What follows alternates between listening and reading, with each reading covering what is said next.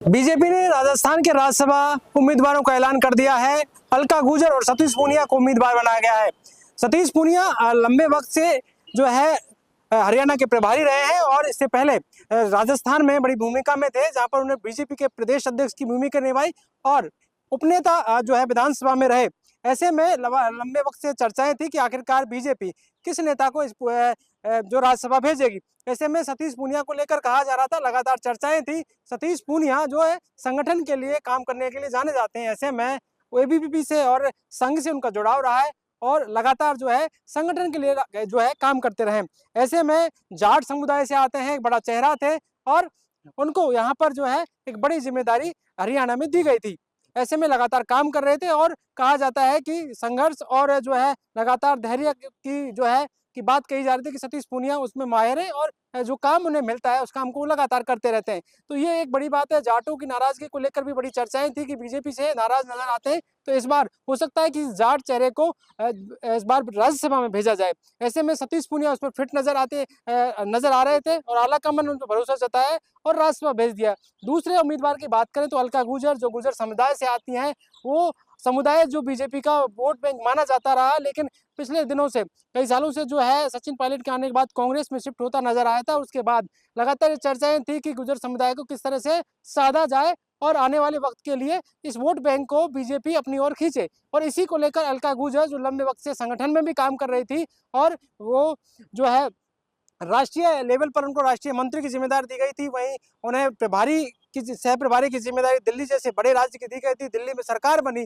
और वो उनका जो बैकग्राउंड था वो जिस तरह से था संघ परिवार से, और लगातार जो है काम कर रही थी। तो इसी को लेकर अलका गुर्जर का नाम चर्चाओं में था और महिला चेहरे के रूप में भी चर्चाएं थी कि इस बार महिला चेहरा जो है राज्यसभा में भेजा जा सकता है। ये तमाम जो फैक्टर्स है वो काम करते नजर आए और अलका गुर्जर जो बांदीकुई से विधायक रही हैं, उनके जो पति थे वो पहले राज्य सरकार में कैबिनेट मंत्री रहे हैं। ऐसे में बड़ा जो है अलग तरीके से उनकी काम करने की जो क्षमता थी उसको लेकर चर्चाएं लगातार चल रही थी। हालांकि कई नाम ऐसे थे जिनको लेकर चर्चाएं थी कि उन्हें भी राज्यसभा में भेजा जा सकता है, लेकिन वो इस पूरे मामले को लेकर कहीं ना कहीं पीछे रह गए और ये दो नाम सतीश पूनिया, अलका गुर्जर बाजी मार कर ले गए हैं।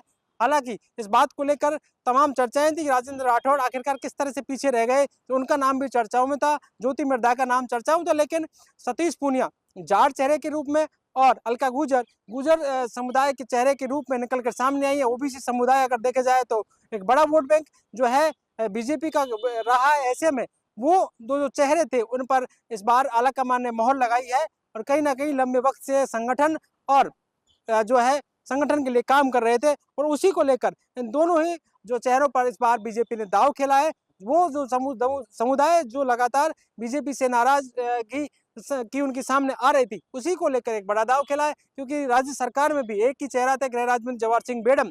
तो ये चर्चाएं थी कि वहां पर भी बड़ा जो है उनको इस पूरे मंत्रिमंडल में जगह मिले, क्योंकि पिछली सरकार में कई मंत्री थे, राज्य सरकार में जो कांग्रेस की सरकार थी।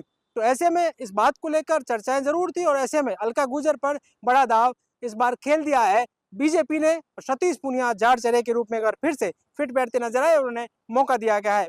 बीजेपी ने राज्यसभा उम्मीदवारों का नाम तय कर दिया है। सतीश पूनिया, अलका गुर्जर ये नाम होंगे और एक जाट समुदाय से और एक गुर्जर समुदाय से ओबीसी के कोर वोटर को लेकर तमाम चर्चाएं थी। वहीं एक महिला को भी उन्होंने साथ लिया है, महिला जो का नाम चर्चाओं में था। ऐसे में बड़ी चर्चाएं थी कि कौन उम्मीदवार होंगे, उसी को लेकर इस बार जो नाम तय हुए हैं वो यहाँ पर सोशल इंजीनियरिंग की तरफ से फिट बैठे हैं। और जो कास्ट को लेकर बात चल रही थी कि किस का नाम जो तय होगा, आलाकमान किसका तय करेगा, वही तय हुआ है। सतीश पूनिया और अलका गुर्जर इस बार राज्यसभा में जाएंगे और बीजेपी के लिए इस बार ये जो वोट बैंक जो नाराजगी की बात कही जा रही थी उसको साधने का बड़ा प्रयास किया है।